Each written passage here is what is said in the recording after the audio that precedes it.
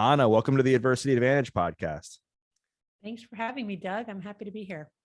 Yeah, I'm excited to really have this conversation with you because you're literally one of the world's leading experts on addiction, on recovery, on dopamine, and it's a topic that I've covered on the podcast before, but I feel like to take it to the next level, I think you're the perfect person to have this endeavor with. Well, great. Thank you. I know so many, expert people in this field, but I'm honored that you see me as somebody who is expert, and I'm happy to do my best. Yeah, and I think a good place to start is to talk about like the neuroscience of addiction and how it essentially like impacts the brain when you do drugs. And I'll kind of preface this by saying my own experience with addiction is that, I had a bunch of trauma. Parents got divorced. I was bullied. I had all the things growing up where I was mismanaging pain. And it started with me smoking pot recreationally to numb all that. And then eventually I couldn't get high enough. And I started to turn to other things like selling drugs, doing cocaine, doing Oxycontin, and just working my way up that addiction ladder.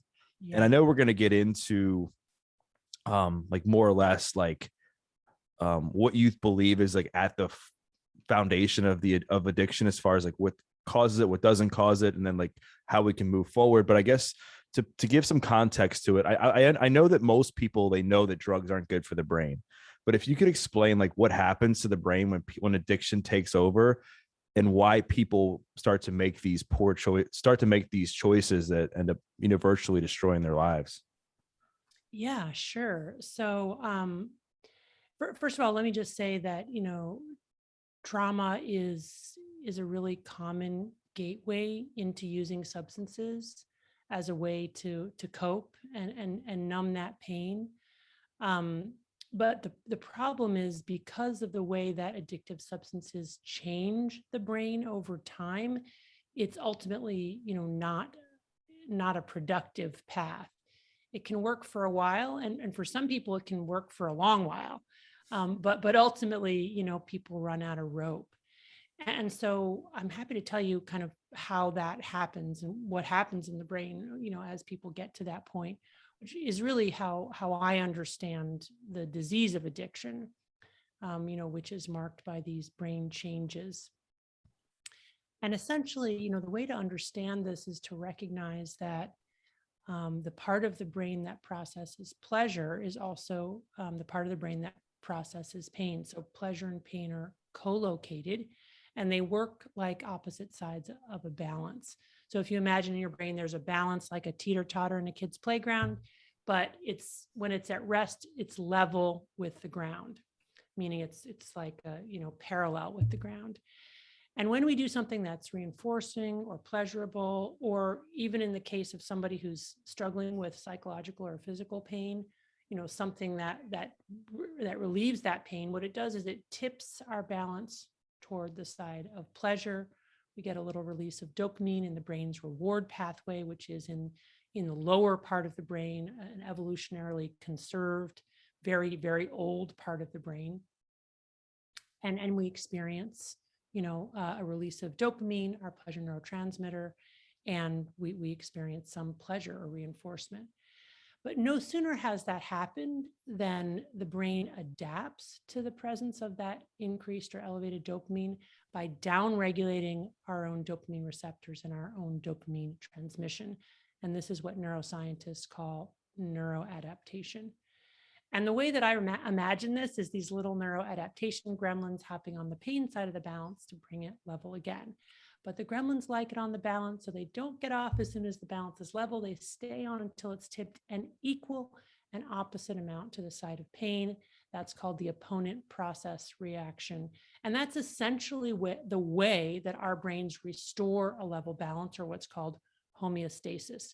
So after the balance is tipped an equal and opposite amount to the side of pain, the gremlins hop off after a little bit, and then the balance is level again. It's back to homeostasis, or the level baseline of tonic dopamine release. But here's the key thing that happens in addiction.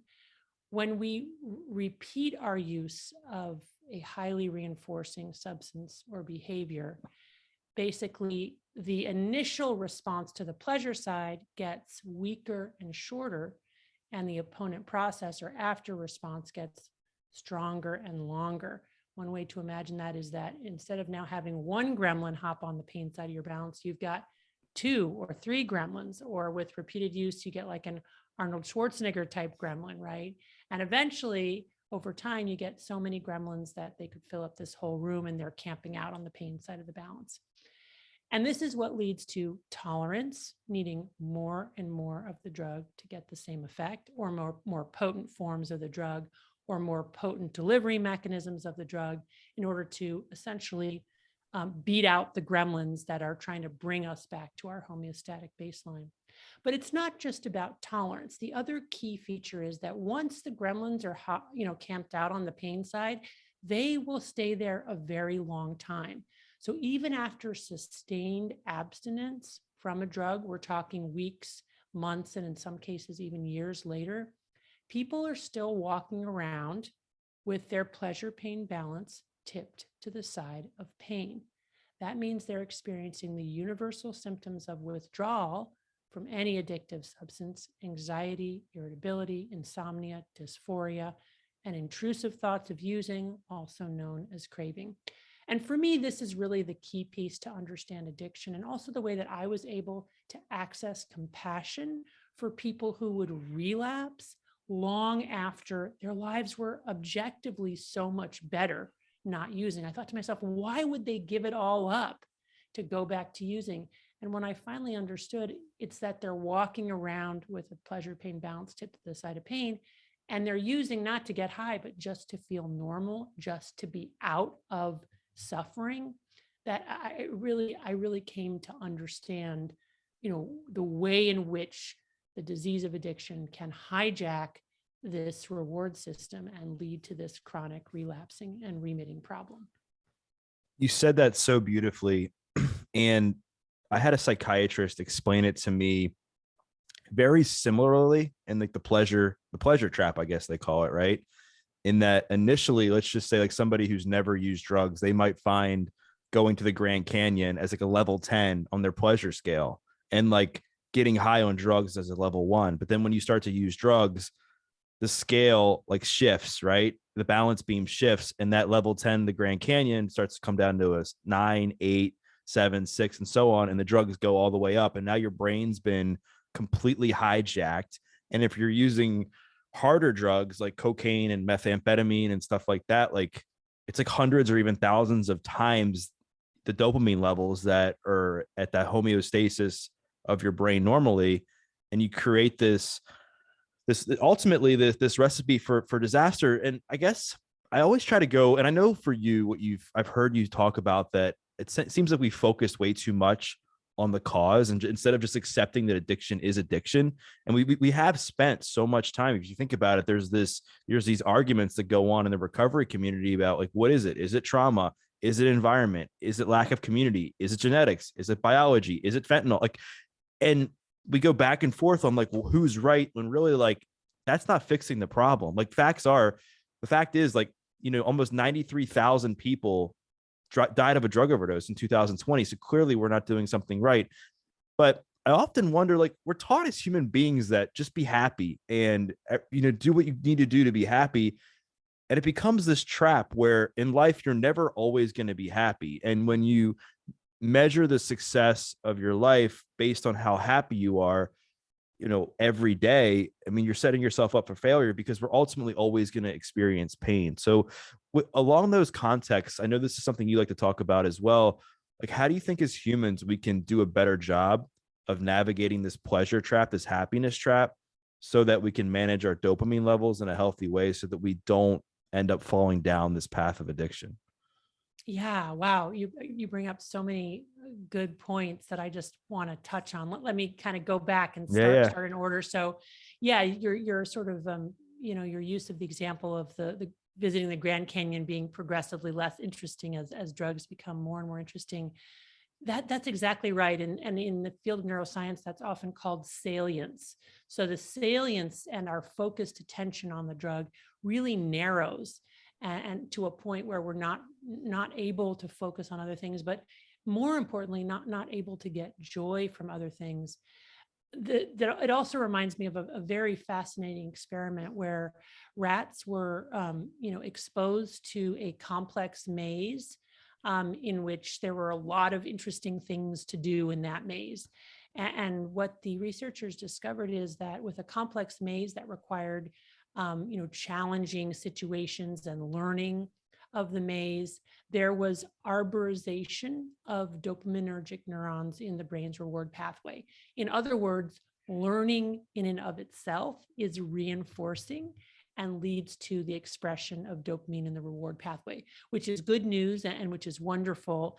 And most of us have experienced the joy of learning and of competency in a specific area. But when those same rats received a single dose of methamphetamine and then were released into the complex maze, what the researchers found was that there was no additional arborization of dopaminergic neurons after exposure to the maze. So what that implies is that the drugs literally hinder not just our ability to take joy in other activities, but also to learn. And I think this is really important because what I see so often in my clinical work is what is literally arrested development, a kind of an arrest in maturation and in insight and in growth, which is why for me, clinically, whether people come in seeking help for depression or anxiety or addiction, the starting place is always the substance use. Because until we get that under some modicum of control, the brain literally is unable to learn. And without learning, there's no insight, and without insight, there's no growth and there's no behavior change. Okay, so let me address your second point, which was this idea of expectations around happiness. And I think this is also really key for recovery, not just for people with addiction, but to sort of recovery from modern life, which is what I talk quite a bit about in Dopamine Nation as well. And my patients, one of the things they struggle with most in early recovery is the very complex emotion of boredom, right? It's just boring. Life is just kind of boring. And so a lot of our talk is sort of focused on this. And what I do is I simply validate that. I'm like, yeah, modern life is boring. We have all of our basic survival needs cared for. We work, but the work is often kind of boring. I'm lucky. I have really interesting work. I think it's interesting. I consider myself incredibly privileged to do the work I do, but I also recognize that a lot of people have jobs that, are not that interesting. And then there's an enormous amount of leisure time, much more than we've ever had before. And on top of all of that is layered this cultural expectation that if you're not ecstatic in your life, something's wrong with you, is wrong with your family, something's wrong with the world. You've got it wrong. You haven't yet hacked your life. And that's also not true because, life just isn't easy and it never will be. And there's no kind of secret sauce that makes life easy and wonderful. And in my opinion, a really good starting place for, ironically, a good life or a meaningful life is to simply stop searching for happiness. Stop looking for that pot of gold at the end of the rainbow. Even if you get it, it's not what you thought it would be. And then we're kind of left with, well, then what is it all about? And that's a great question. Like what if we're not looking to feel good, what should we be looking for? Right. And I think, when you talk about like this idea of early recovery and how it's challenging, I think there's this facade. I see it a lot in the recovery community that just get sober, just get into recovery, like your life's going to be wonderful. Right. And while I believe that it's true, there's a lot of truth that if you're putting down a substance that's destroying your life will get better, but it's going to get a lot harder before it gets better initially, because now you're really faced to deal with the demons that led you to use the drugs and alcohol or whatever substance it was in the first place, and really face that head on and say, okay, like I have all this free time that I spent like figuring out how I'm going to score drugs, figuring out like who I'm going to get high with and all these things. Like, what do I do with that time?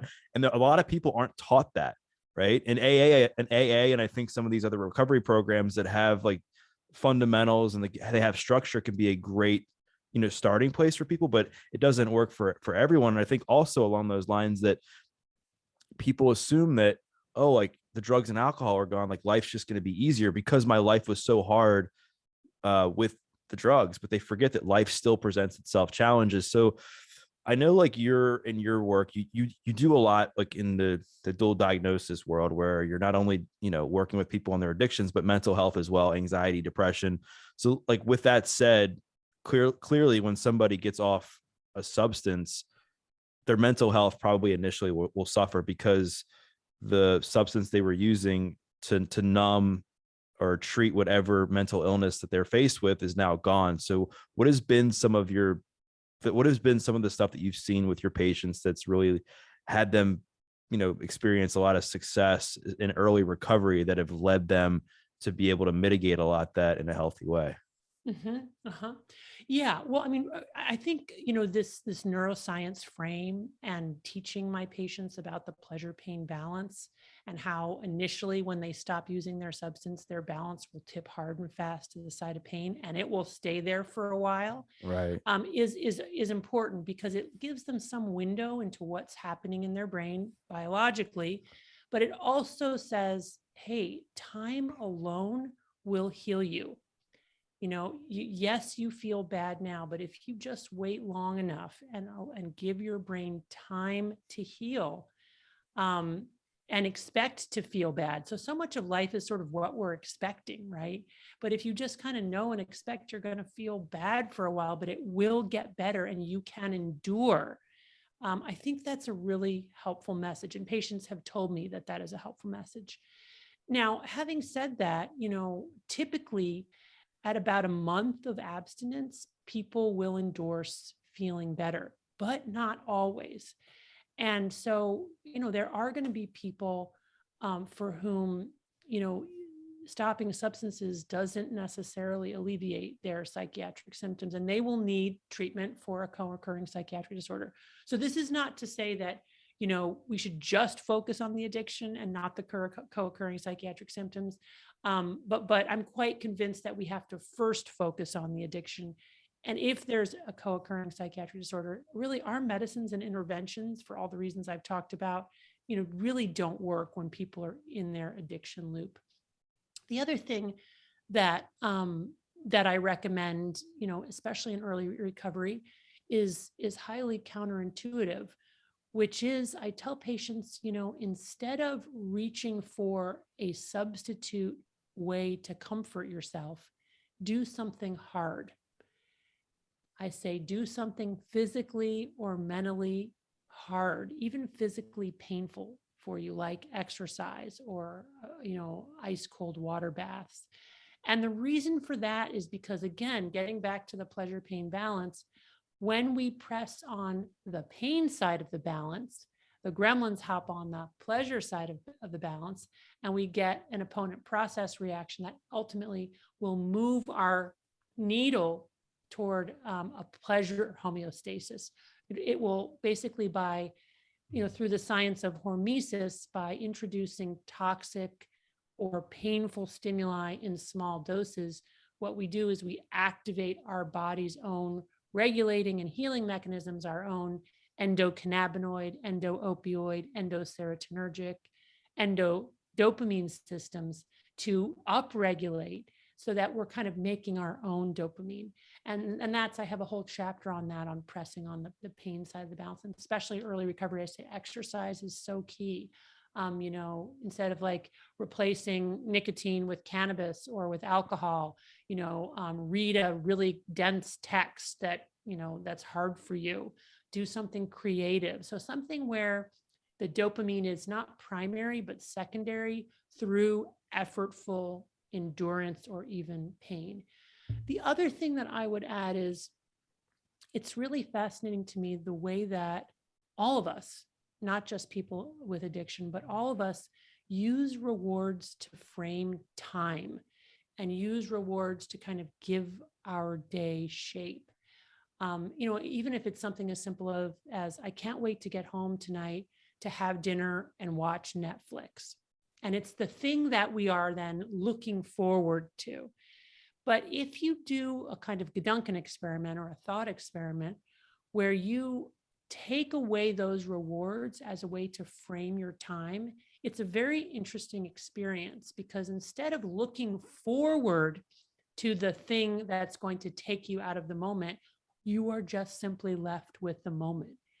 And when you're just left with the moment, it could be boring or frustrating or whatever it is, but it's all you've got. And when it's all you've got, you really do reorient it, reorient on that moment in a different way. So it's these kinds of changes in mental frame that I think are really helpful. And of course, action that is not necessarily congruent with feeling. And this is really key in early recovery. Patients will say, well, I don't feel like exercising. I'm like, I don't care. Like if we had your feelings as the guide for what you should be doing next, we're going to be in trouble, right? So we can't wait for you to feel like exercising. You just have to exercise. We can't wait until you feel like going to a meeting. You just need to go to a meeting. In fact, if there's something that you feel some emotional urgency around, I would be very suspicious of that.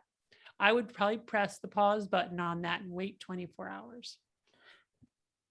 What you said there is so important for people to hear, especially if they're like in the early parts of the recovery, because traditionally what happens with a lot of people is that, again, like I said, they just take that first step and they get sober, get in a recovery. And that's an awesome first step.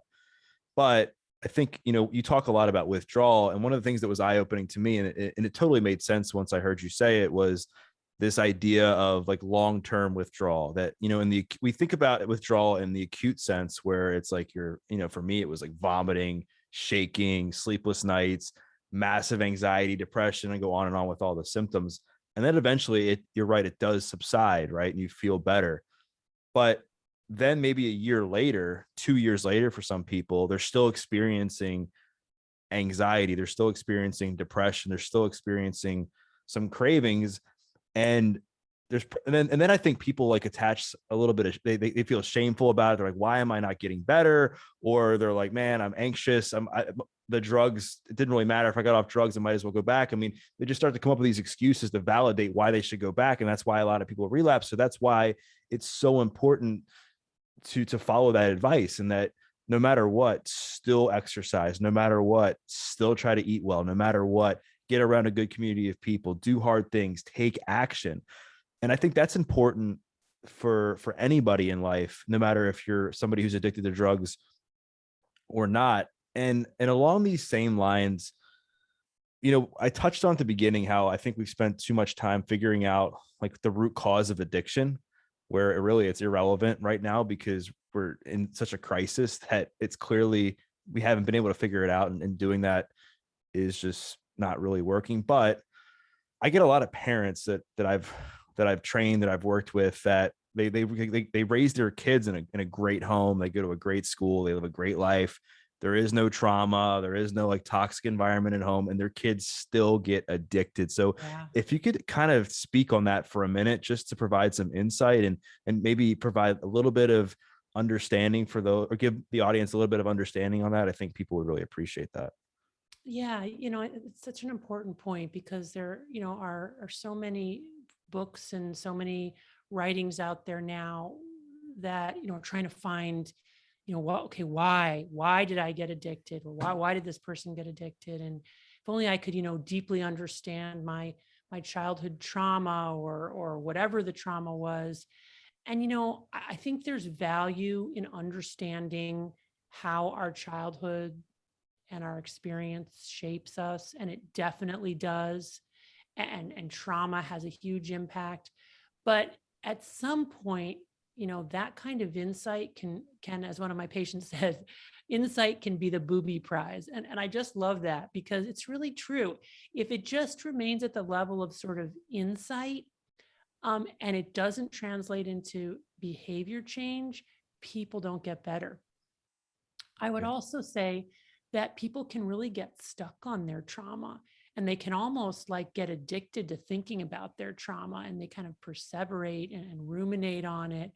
And it really becomes like an obstacle, to recovery, because it's like everything about their identity, which I think is highly problematic, especially if it's a blaming stance, which is not conducive to recovery.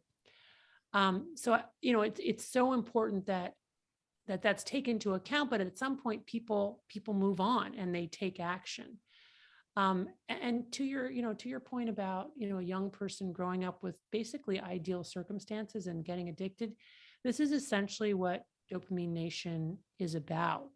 That we in some ways, you could argue modern life is the perfect life. I mean, yes, there's income disparity, but the income gap is smaller than it's ever been in human history. We have more leisure time and more disposable income than we've ever had in human history, including among the poorest of the poor. The poorest of the poor have more leisure time and more disposable income for luxury goods than ever before. So, what is it? Why are we all so unhappy, and why are we all so addicted? And I really think it's the addictogenic environment that we live in, the fact that everything has become drugified, that essentially the dark side of capitalism is that we would all eventually become, addicted. And so it doesn't really help to go looking for the underlying trauma, because sometimes there just isn't any. And even when there is, it's not necessarily helpful. What we need to do is look at the neuroscience of how this environment is influencing our brains, and really be aware of the mismatch between how our brains evolved to adapt to a world of scarcity and how unadapted we are to this world of overabundance. I love what you said there, and essentially, I guess, like the dark side of capitalism. And there's some people that might recognize you from your role in the social dilemma, which highlighted the social media component of what's going on. And we spend way too much time on our phones. People spend way too much time playing video games, or waiting to see how many people will like their photo on social media. But because like when you're putting a needle in your arm and you're injecting heroin, or you're getting like hammered drunk every night, and you're seeing it really destroy relationships more immediately, it's a lot more obvious that addiction is wrecking their life, versus like sometimes we're not even aware that we're on our phones 5 hours a day, 6 hours a day, 7 hours a day. So with that said, in this notion that essentially every human being is susceptible to becoming addicted to something, what are some of the like hidden addictions that a lot of people you think suffer from that might not be aware of it? Well, definitely our devices, definitely our smartphones. What I hear a lot from people is that they need to basically have an umbilical cord to their smartphone, because they need to be available for their family, or they need to be available in case of an emergency, or what I hear most often is they need it for work. And so it's not addictive because they're on it for their work. And to some extent, those things are true, but often not to the extent that people are attached to their devices and to their phones.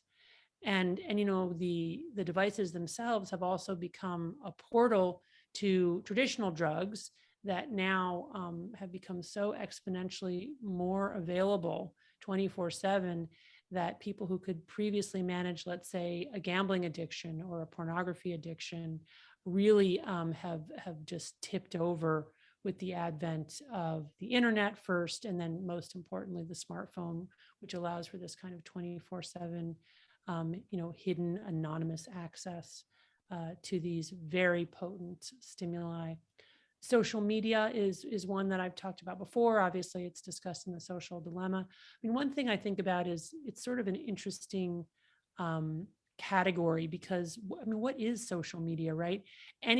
Almost everything we do online is arguably a form of social media. People exchanging ideas, images, text. I mean, it's all social media. And also, it's not exclusive. Like when people are playing video games, they're also engaging on Discord, which is a kind of a social media that they then combine with the gaming. There's gambling involved in the video game. So you've got, gambling combined with video games combined with social media, all of which, by the way, increases potency, because when we combine drugs, that's how we increase potency and overcome tolerance.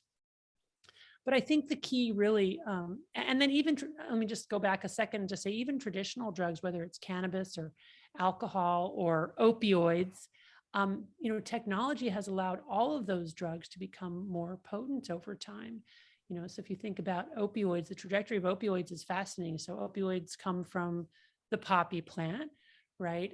Morphine is an alkaloid that was separated from opium. In the early 1800s, it's 10 times more potent than opium. By the 1850s, the hypodermic syringe was invented. The hypodermic syringe was supposed to be a way to deliver morphine that would be protect people from addiction. The opposite happened.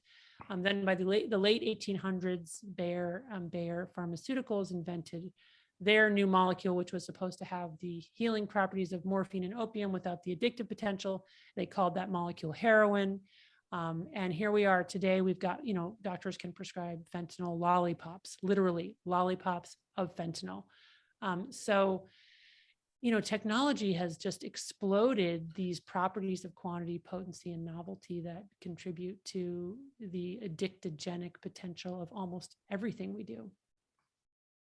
There's so much to dive into there. And I think first what comes to mind before we get into the opioid crisis, because I know it's a big problem right now, specifically. I mean, people are dying left and right from fentanyl, coke laced with fentanyl, heroin laced with fentanyl. And it's obviously a massive problem. But I've heard you talk about the effect that certain things have on our dopamine receptors in our brain, and how, like, I think it's sex raises our dopamine levels by like 100 times. And then cigarettes like 150, I think meth's like 1,000. Where does social media and like the likes, have you found any research that's shown how that impacts the dopamine receptors? Well, we know that just screens in general are reinforcing and increased dopamine levels, and that gaming and images, especially attractive images, increase dopamine levels.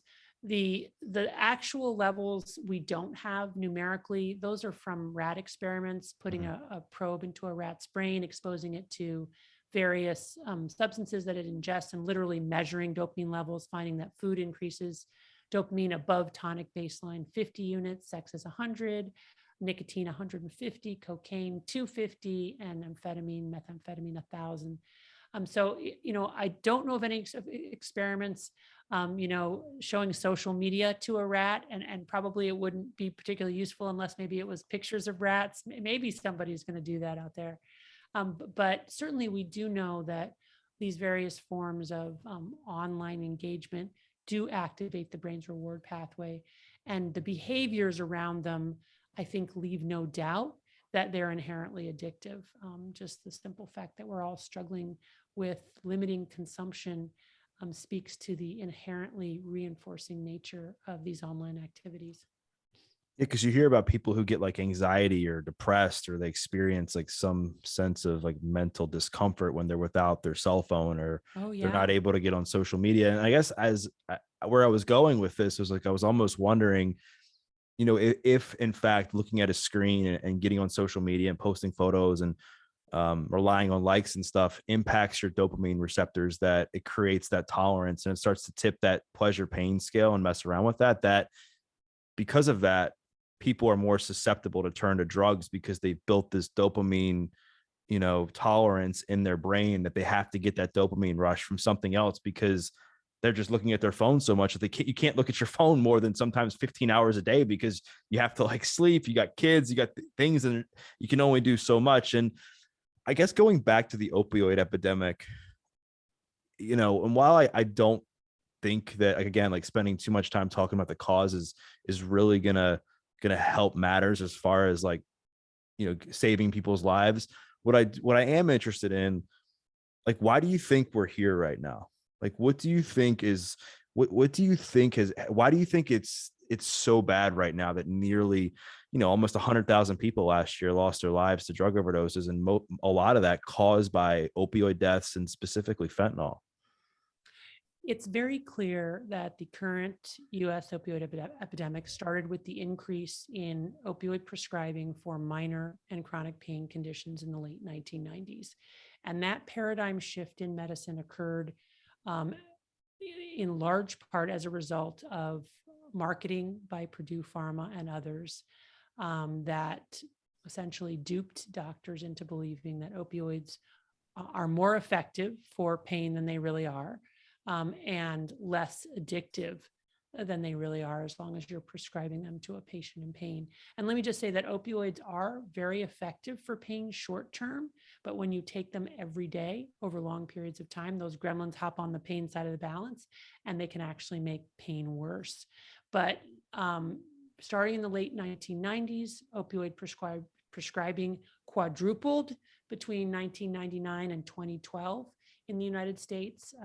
And as a result, not only did we have more patients getting addicted to opioids, but we had more diversion of opioids to non-patients. So we essentially had a flooding of the market of opioids, and that meant more kids getting them from their parents or grandparents' medicine cabinets, trading them at school. It just became commonplace for people to use prescription opioids to either relieve pain or to get high.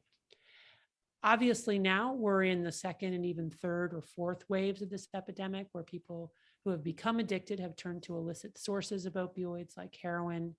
Fentanyl has infiltrated the heroin market and also infiltrated counterfeit pills of Xanax and other drugs, infiltrated the cocaine market, as you point out, people dying essentially because they don't know they're taking fentanyl, and fentanyl is 50 to 100 times more potent than morphine, highly lethal. A very small dose can kill, especially in opioid non-tolerant individuals. And frankly, we have people who are so addicted to opioids that they're seeking out fentanyl. I have patients who seek out fentanyl. They smoke fentanyl. They smoke fentanyl every day. They're that addicted to it, and they're not dying from it because they're so incredibly opioid tolerant. And of course, now we have, mixed in all that, we're seeing a rise in amphetamine, methamphetamine, and cocaine deaths.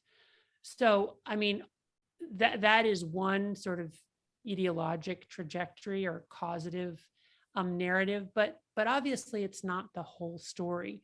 There's also the story of deaths of despair, and this is the work of Princeton economists Ann Case and Angus Deaton, basically just talking about how people who don't have a high school degree and who are unemployed and who are young and also middle-aged are dying younger for the first time in generations. And the top three causes of death in that cohort are drug overdoses, alcohol-related liver disease, and suicide. So what we essentially have is really we've reached a kind of tipping point globally, but especially in the United States and especially in other rich nations, where all of this wealth has led to, I think, is the cause essentially of the despair and the kind of turning to drugs and the boredom and the ennui and the lack of meaning and purpose, which is, leading to this kind of, situation where we're sort of titillating ourselves to death. I think it comes down to like accessibility. And before I go into that more, what you brought up with the pharmaceutical companies and the overprescription of them, like if you think of like back when I was an oxy addict, I was snorting like 300-400 milligrams of just straight oxy OC80s a day. And when I was buying them back in the mid 2000s, I guess, or so, it was like 2005, 6, 7, like back in that era, 2008, they were like maybe 50 cents a milligram, 50 cents a milligram, 75 cents a milligram. So an 80 milligram pill might have cost me anywhere between 40 and $60. But what I've found in recent years, from what I've heard from other people, is that that's gone up to like $1 a milligram, even $2 a milligram. So you think about, I mean, while there's obviously a lot of people that do very well that are addicted to drugs, there's a big part of the population that doesn't do very well, and they're just broke, just trying to do whatever they can to get Right. their next fix. And they're like, Mm. well, I can get the same, if not a bigger fix for $10, $20. Right. Right. Why would I go and spend $150 on a pill? And I think that's a big cause of it, right? Is just Yes. and it's more accessible because, Right. they've put a squeeze on the doctors, I think, if you will, with not being able to prescribe some of these pills. Pharmacies aren't able to carry certain amounts of them. And I think that's obviously, and rightfully so, I guess, played a role because of the dangers that presented itself. And it's just this massive like snowball that kind of just came together all at once. You combine that with the accessibility of things like social media, which we know can lead to, your decreased mental health, increased rates of anxiety and depression. You look at, like you said, like the how much the wealth has grown in our country, and then you get people who don't have a diploma and they don't have a job, and they lack purpose, they lack connection, that community, and that's just a recipe for disaster Right. when it comes to addiction. And it's something that really touches my heart, and the hearts of many. And so with that said, I think like the next place I want to kind of go with this is, like we've talked about like early recovery and even like preventing addiction. Like I've heard you say, like the biggest things are just knowing you're going to experience pain in life and just making sure you're doing these hard things consistently: exercise, cold showers, cold bath, whatever works for you, and just being consistent with that. But like, what else is there? So just say that there's somebody who's listening to this that's struggling with addiction right now, and wants to get help, but just feels hopeless. They just feel like they don't know where to look. They're afraid to reach their hand out. Like what kind of plan, if you will, is a good start for them? Hmm. Well, I mean, I think that in these communities of healing, with other people in recovery are very, very powerful. And it's interesting because my some of the criticisms online of my book, Dopamine Nation, are that I'm pro AA, which I really find fascinating. I mean, it's true. I am a pro AA, but it's just interesting to me that that people, that's upsetting for people, because obviously it's not for everyone, but for those who actively participate, that the data are strong, that the recovery rates are good, and on par with the kinds of recovery you might experience getting individual psychotherapy from a professional, which is, by the way, a lot more expensive and harder to access. So I regularly recommend mutual help groups and peer recovery for people who are struggling with addiction. And again, there's more evidence for AA and NA, but if that's not, if that doesn't work for you, there are lots of other types of mutual help groups. And I'm seeing more and more people creating their own communities, new communities online, communities in person, these recovery communities. And I think that's really exciting. So it's not that I'm only about AA, but I am about people in recovery coming together and helping each other. And I think in many ways, these mutual help groups have supplanted religious organizations. As I talk about in my book, the church and the synagogue and the temple used to be the place that people went for help, a century ago, but they're not really functioning to serve that role as effectively in most instances, for a variety of different reasons. The other types of, sort of metacognitive strategies I talk about are self-binding strategies, recognizing that willpower is a finite resource. And if you wait until you're in the throes of desire, there's essentially no deciding. And instead, really create an environment that puts a barrier between you and your drug of choice. Change your physical environment. Think about the people that you surround yourself with. Create structure in your day. Structure is so important for all of us. The other thing that I recommend, and I have a whole chapter on this in my book, and again, this is a bit of wisdom I learned from my patients in recovery, is I actually prescribe truth telling. So I tell people in early recovery, in addition to abstaining this month from your drug of choice, I want you to not lie about anything. And I just preface that by saying, and by the way, that's really hard because we're all liars. We're all natural liars. We're just inclined to say, gee whiz, I'm sorry I'm late. The traffic was bad. When the truth is, I'm sorry I'm late because I wanted to have 5 extra minutes to read the paper and drink my coffee. But it's really important for early recovery. And I actually think for a life well lived to tell the truth as much as you can, whenever you can. And I talk about all the different reasons why that is. And there's some neuroscience behind it too. I think that a lot of the neuroscience probably comes from like the role that identity probably plays, because I think we lose ourselves when we get in the depths of addiction, and we're so far removed from the person that we know we could become, or the person that we know we truly are at the core, because nobody likes being an addict. Like inside, everyone is suffering and struggling and just clinging on to any kind of hope they possibly can. And sometimes there is no hope. And with that said, I think when you begin to just lie to yourself about, oh, you're a piece of shit, or you're hopeless, you're an addict, you're going to be this way the rest of your life, you start to believe that. And that becomes your new identity. So I think you're so right that when you get into recovery, you really start to learn to love yourself again, and learn about yourself, and learn what you like and the kind of things that you like to do. And then I think when you're honest with yourself and then others, you start to get back to your true identity, because you start to tell the truth in a way that, aligns with who you really are at your core. And I'm really glad you brought that up. And then when it comes to AA, I mean, I didn't get into recovery through AA, but I know plenty of people that did, and it works for them. And that's awesome. Like, I strongly support that. I think people, from what I understand, who don't like AA, it comes back to when people who are in AA like jam it down people's throats as the only way.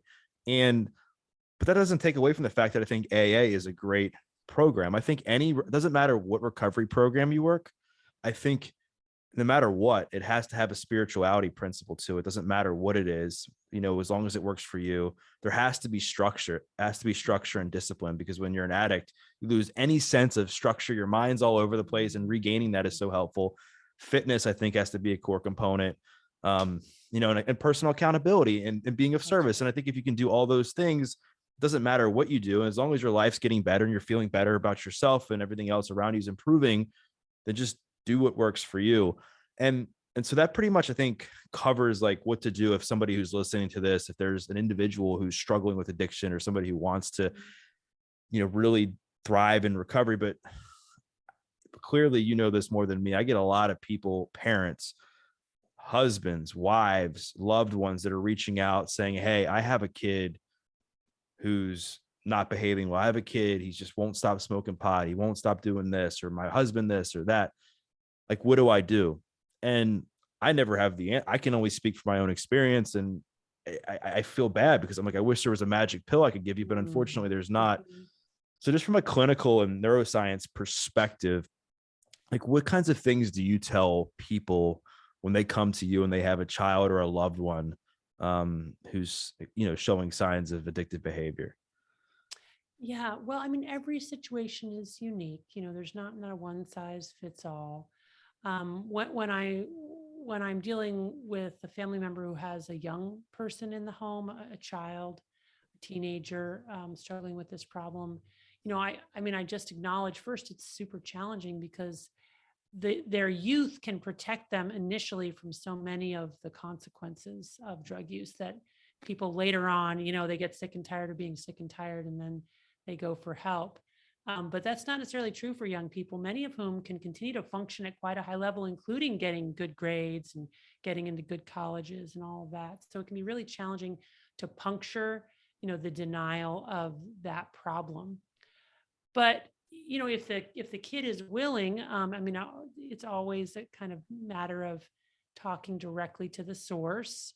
And I think it's great that you relate your own experience. That gives you a lot of credibility. And you can really speak to like the pros and cons of using and the pros and cons of being in recovery. And it really rings true for people.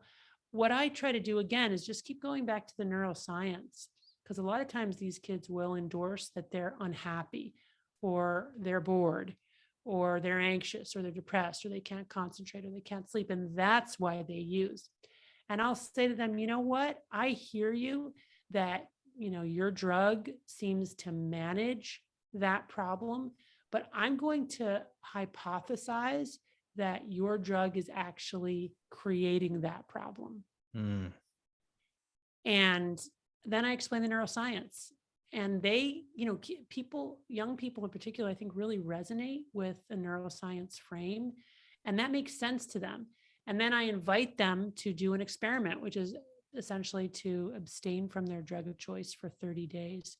And 30 days is a good amount of time because, first of all, it's not a lifetime. So I'm not saying you can never drink again, or you can never use marijuana or cannabis again.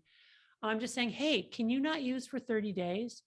Why 30 days? Because 30 days is sort of the minimum amount of time that the brain needs to reset reward pathways or restore homeostasis. And then I warn them and I say, you're going to feel worse before you feel better. The first 2 weeks will be the pain, pleasure, pain balance tip to the side of pain. But if you can just hang in there, I'd love you to come back in a month and tell me how it was. And when they're willing to do that, it's awesome because it's basically, I'm just saying, I don't know. Here's an experiment. Let's try this. I hypothesize the drugs are actually making things worse for you. You don't think so. Let's do the experiment and let's see what happens. And then they come back and I say, hey, what was good about that? What was bad about that? And most of the time, Doug, 80% of the time, they come back feeling better. And they're very surprised. They're like, I'm shocked. They will say something like, when I stopped cannabis, I started violently vomiting. And that's when I realized that I'd become addicted. It's a realization. And then they say, and here I am a month of not using, and I feel so much less anxious and depressed. I never imagined that the cannabis was actually making it worse. And then I don't have to convince them because they gathered their own data, right? We did the experiment. They were little scientists in their lives. They got the data. And then I say, this is awesome. You're feeling so much better. What do you want to do next month? So you break time into these little chunks. I said, what do you want to do the next month? You want to continue abstinence because you feel so great? Or do you want to go back to using? And I would say 99% of the time, they want to go back to using. That's okay. I say, okay. But they say, I want to go back to using, but I want to use less and I want to use differently. So I say, okay, what barriers can we put in place so that you can use less and so that you can use in a way that's more consistent with your goals and values? And we talk about that, writing exactly how much you're going to use, when are you going to use, who are you going to use with, writing it down. What are you going to do when you're not using? What are some of your, replacement behaviors like exercising or being in nature or doing your homework or whatever it is? And then they come back a month later and, we talk about how that went. Sometimes it's a total disaster. They went right back to binge eating, but sometimes they're able to kind of manage it for a while, or in some cases for a long while.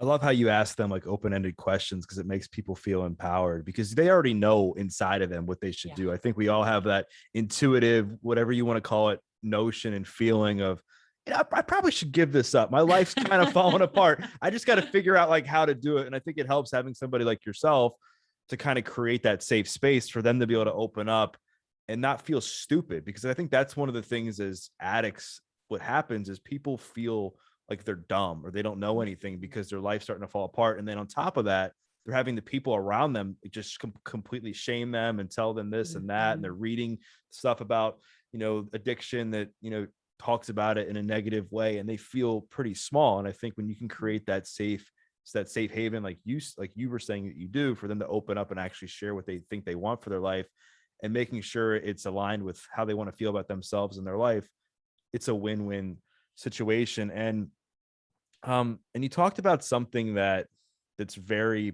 popular right now, and that's pot. And a lot of people don't know that pot can cause paranoia in a certain percentage of people. It did with me. Like I had to stop. The reason that I started doing opiates was because I got panic attacks from smoking pot, and I couldn't give up that lifestyle to save my life. Like I just needed to stay around the same people and make the choices I was making. So what are your thoughts on pot? Because now it's being used as a massive form of harm reduction, and you're hearing people say things like, well, at least people aren't dying. It's better than that.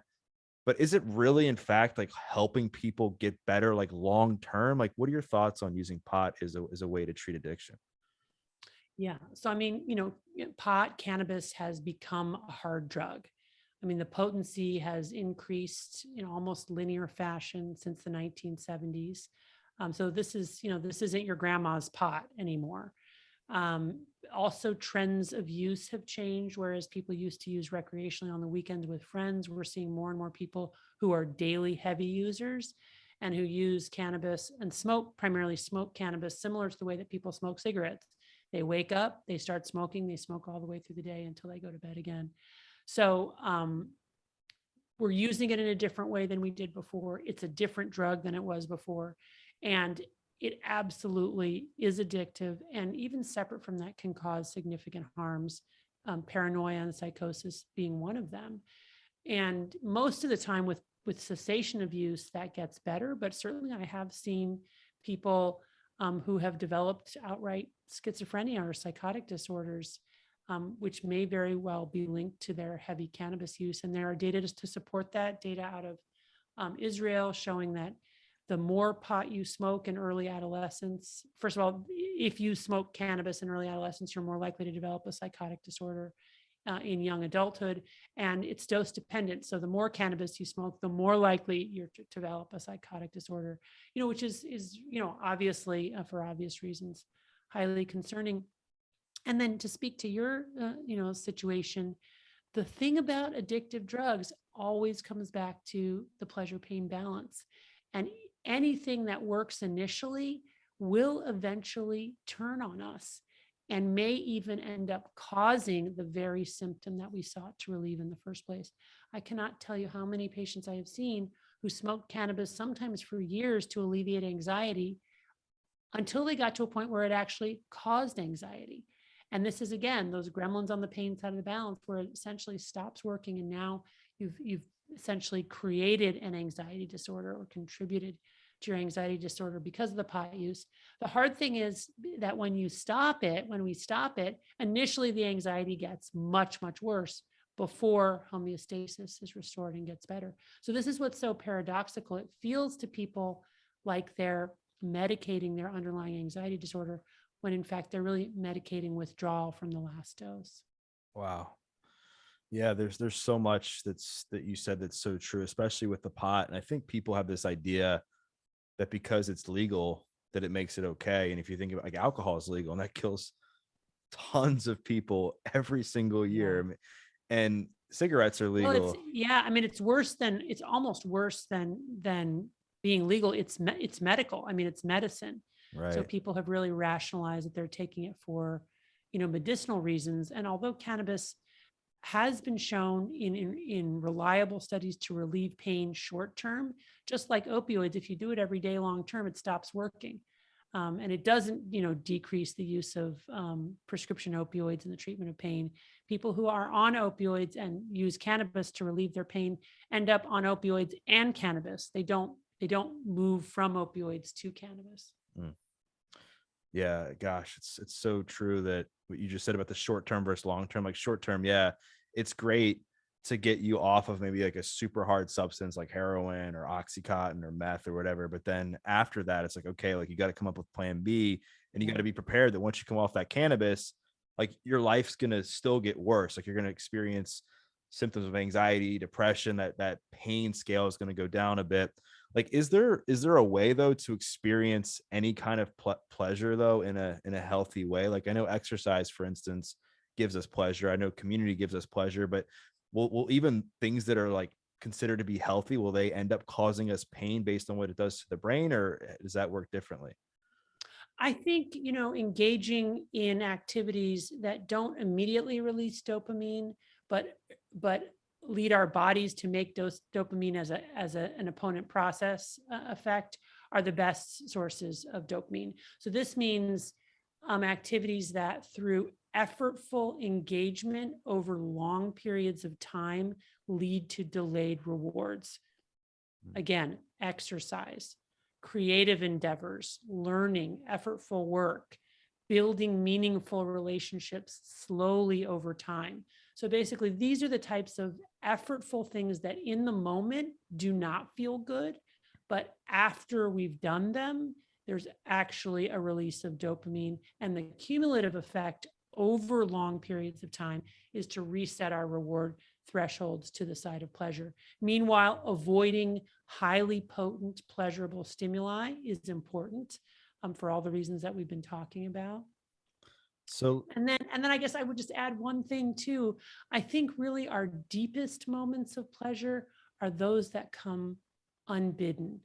They're the unexpected moments that we can't control or predict, and that we just simply have to wait for, and recognize that we have to wait for them. And that's really, I think, where we will experience, a kind of a deep happiness that unfortunately we can't control or necessarily invite. But if we lay the foundation of our lives to optimize those moments coming unexpectedly, I think we can do that. I love that. And I guess from what I'm understanding, what you're saying is like drugs and social media and these fast relationships, these intense, passionate relationships where you see people jump from relationship to relationship because it feels good in the beginning and then they want to get more of that, or gambling and all these other things that are highly addictive.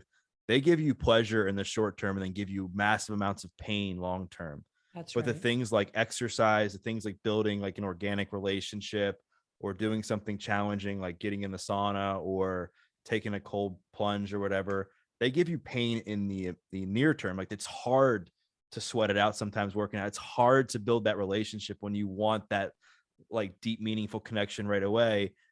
But the pleasure comes like more long term because That's you've right. endured that pain and taught yourself like, oh, like I can embrace this discomfort and put the work in and be patient. And good things they say come to those who wait. So I totally believe that. So my last question, I guess, is this: is you know, I know that right now we are in like some really tough times, and I know you don't have all the answers, but you're certainly somebody that has a lot of expertise and knowledge around it. So let's just say that you were in charge of everything. Like somebody gave you the key to the opioid, the drug epidemic car, and you were in charge of driving it. Like, what are some things that you would do that you think could alleviate some of the pain that addiction's causing our country right now?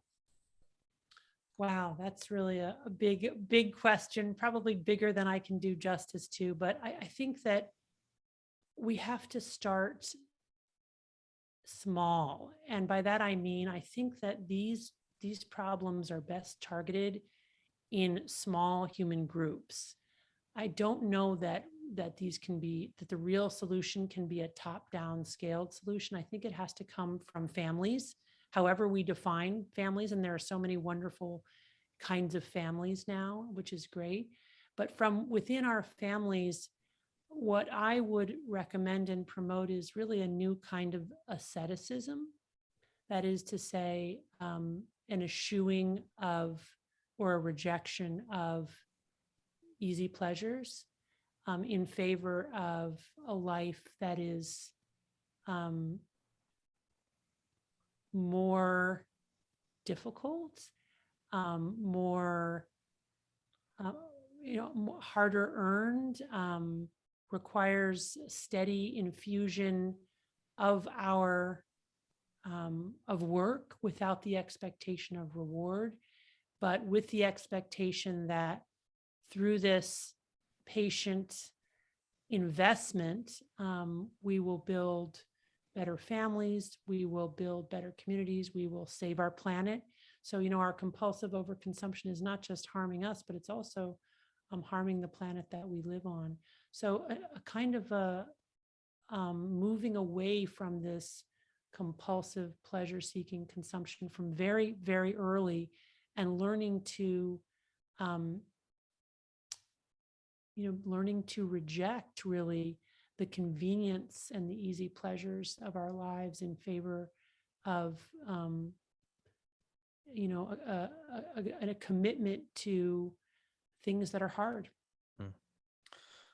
That was incredible, and I think you're so right. I think just really starting from the foundation and letting people experience like hardship and just having these little wins of pleasure, these little wins of experiencing pain to get to pleasure, and just doing the hard things consistently, over time, instead of, dipping for the instant gratification, and this things and how excessive everything is around us: cell phones, gambling, porn, drugs, alcohol, cigarettes, and like really pushing that to the side and really like focusing on family dynamics, connection, what you eat, exercise, and just challenging yourself to be a better person each and every day. So Anna, this has been awesome. I think people are going to get a lot out of this episode, and I highly encourage everyone to check out Anna and get a copy of her book called Dopamine Nation, which is changing the nation. It's already become a New York Times best-selling book, and I really enjoyed our conversation. So thanks for coming on. Me too. And thank you for your great questions and your openness and your authenticity and your amazing recovery journey. Thank you. Thank you so much. And for those listening, what I encourage you to do, just like I do with almost every episode, is to take a screenshot and share a takeaway.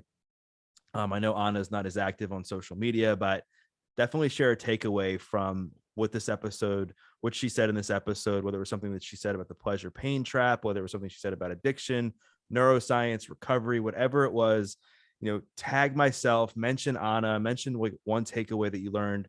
We'd love to hear your feedback.